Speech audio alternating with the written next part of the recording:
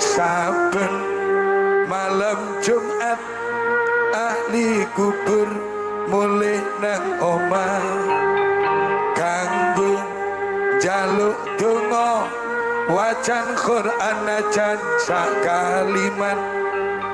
lamun ora mbok kirime banjur nangis brebes milih kali nang kuburan